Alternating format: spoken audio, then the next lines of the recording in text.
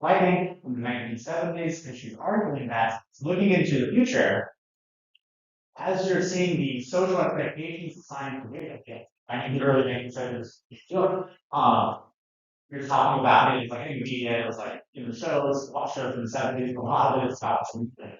The idea is that this is a big topic of conversation today, is that if you have different social expectations that are assigned to women, such that they're becoming more and more less just I guess less and less distinguishable from those that are assigned to men, what you're having is liberation happening in terms of women's behaviors. There are these gendered expectations on behaviors what they're talking about that are applied to women differently than they're applied to men. And if those become bigger as a result of like women's liberation movement, what's going to happen to women's spending? She's arguing that these gender role expectations are going to kind of increasingly break down. And what's going to happen is that if male offending and female offending is going to increase because there are special social role expectations that are assigned to women, applied to women that are different. And it's the idea of like moving gender, so like gender stereotypes. When those weaken, when those stereotypes are controlled on, behaviors are controlled on. And when those weaken, what's going to happen to the offending female? Going to kind of increase. She points at a kind of piece of evidence for her theory that female offending increased their normal when gender roles shifted a little bit. So she's expecting this to kind of happen moving forward. 30 years later, they tested this idea. 30 years later, they tested this idea. It took them out in 1975. They tested this idea to see what was happening in the 30 years since the publication of it. So this is from this paper. I don't have the name of the paper on here because the picture is too big and it's all like okay. So it's from the NCDS, it's the National Crime Museum. So we're really talking about violent offending where you know the gender of the crimes and victims, their victim reports, and where the gender of the you're not self-reporting your own offending, you're reporting your own victims. So the idea is I would have 1973 back here, and 2000 and we have right here the UCR. We have here victimization survey that I was talking about. UCR looks like uniform crime. So this is like crimes known to the police, and this is what kind of which is victimization, where the gender meets gender. And this over here, and she gives me label for the y-axis. Label for the y-axis, she describes this thing over here as the gender rate ratio.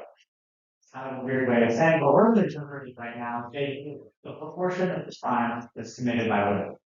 Proportion of the crime that's committed by women. So it's like 15% down here. It's like what 35% of it. So it's like if women are committing something between I don't know, 15 and 22% of the crime in 1970. That is increasing up to a little north of 30% in 2005.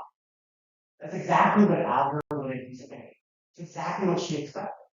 That female offending rate, but then if you break it down a little bit, it turns out that this is just a proportion.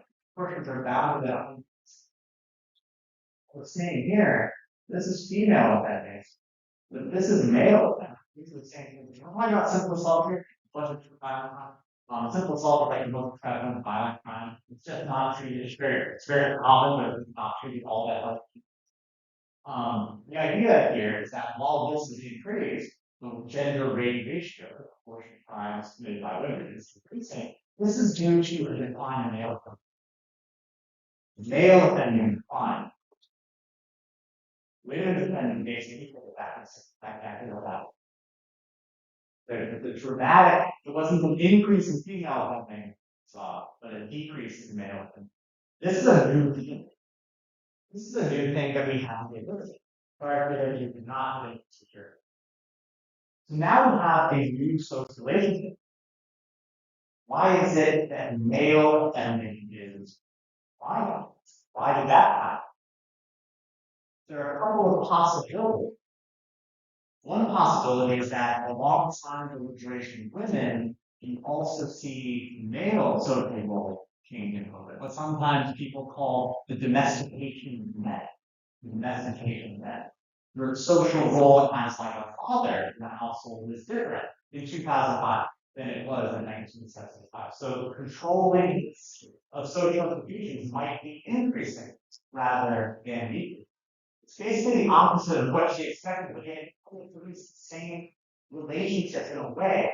The gender gap narrowed, but it was due to men offending less rather than just. You know, you totally buy this argument about males' expectations changing. I don't know if that give out some thoughts. Why is it that male offending seems to be declining more than women's offending? Obviously, you're not going to go here. I think something else that we have in things like climate topic. Talk about that next class. The idea is that crime trends are like the soul of the thing, but the crime trend of offending being left experienced to a greater extent by men. This is the last thing I want to point out. I have access to some data. It's collected in a very large sample. Public knowledge. Some 50,000 kids or so were surveyed like 2 years ago. Actually, all back in a year. And they were asked a bunch of questions. Okay. And one of the very different place, but it's also like work larger education country by population, so you get a really good snapshot of the adolescent populations. In fact, some of you might have been of this exact same age when the service. I put this together, and what you can see is that the males and females, and so we have certain types of delinquency, like having someone carrying skill, we still see these weird male only pattern out working with females in pattern. When you're seeing places of offending where the gender gap has now flipped. Okay? The gender gap has now flipped. I want to see the trend of the time. There's a general trend for less and less substance use going out in general. I mean, it's pretty dramatic actually. In this explanation that we get into today. But yet we're seeing more and more female offending relative to male offending, even amidst this decline. There's still a further decline in male substance use than there is among women. Based on her experiences, does this kind of track? Or is this unusual? Is this unexpected to you? I seriously don't know. There's a paper that could be written here, and I want to know your opinion. You think this is happening? I have no clue. I inquired some really smart people that I know. They don't. But we're also not thinking. What do you think? Yeah. Okay. Among females, among maybe.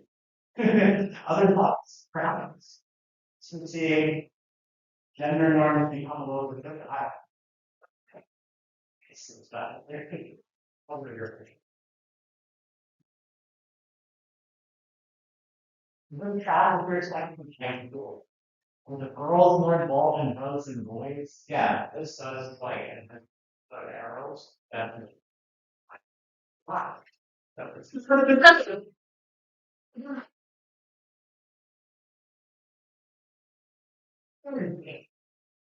fascinating. Yeah.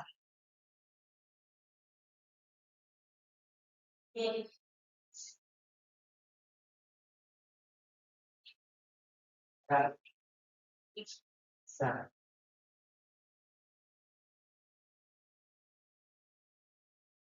Right. The relationships that Gilbert, have in their peers and certainly different. Curious if it's at least important to female adolescents hang out with their friends for male, like outside of school working. I don't know if that's true. Under the type, it's a little not of behavior, but I don't know if that's true. So it's just yeah. And I would say like maybe females was used and now is used to cook with like juniors and so maybe females are using like I don't know substances like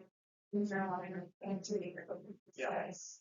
To that point, to generate alertness and social stress, I have a paper that hopefully is going to come out really, really soon that finds that female high school students using data for victims of bullying, when you use more substance kind of training theory and explanation, and you use more substances, they're more sensitive to bullying than male. So, and then you see an increase with greater for female.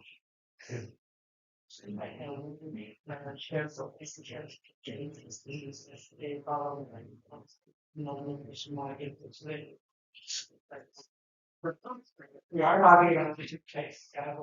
It's that one with field, Neil, and field, right?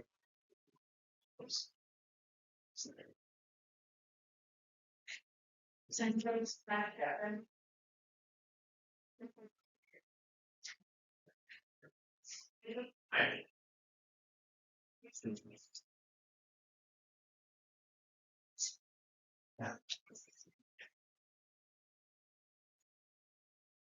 Yes. What kind of here is it's related to the clip though. Usual males were living the south. Just now.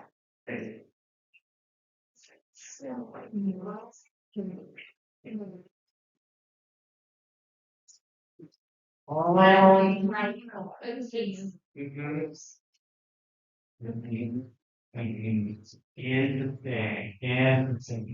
That would be it too. Well, have a great spring break. Enjoy your